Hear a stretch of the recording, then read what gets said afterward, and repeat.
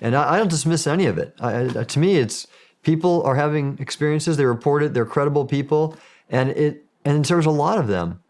And thus, my goal is to scientifically study it more and remove the stigma from it. How are you going to remove the stigma? Shows like yours, this one right here, getting it out there. And here's the reason that I'm out talking about this.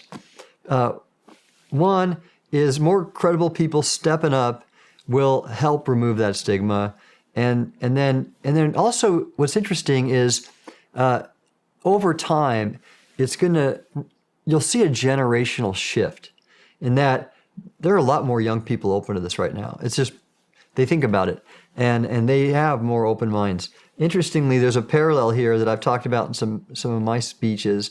Diana Pasuka talks in her book, or she interviews a person named Ia Whiteley.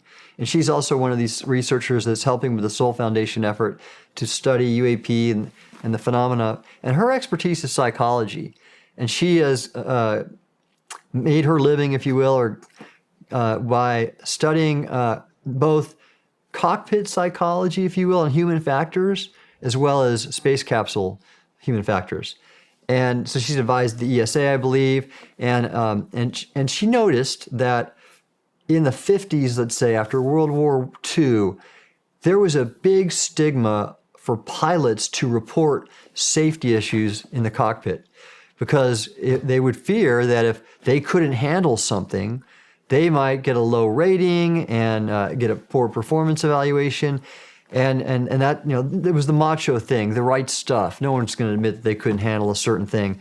And it was only after a lot of planes fell out of the sky and pilots died that safety measures started to be studied and reporting for incidents in the cockpit about safety issues became accepted. And she studied this over time, and it took 25 years for that change to occur, which is a professional generation. And I think that's what's happening now. Congress has gotten out. A lot of credible scientists have gotten out. People like me, former national authorities, we're coming out to remove that stigma, to make this a credible scientific endeavor.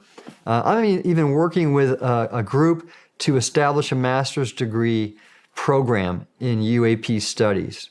So that's happening. And then so that I think that's what's going to remove the stigma, and it's already occurring. What's that going to entail? The master's degree on UAP studies? Yeah, well, really, I'd love to see a physics-based or engineering-based one, but that information is not out there yet in terms of crash retrieval. This one's going to be a humanities-based one that looks at some of the cultural and anthropological and societal issues around UAP, which there are many.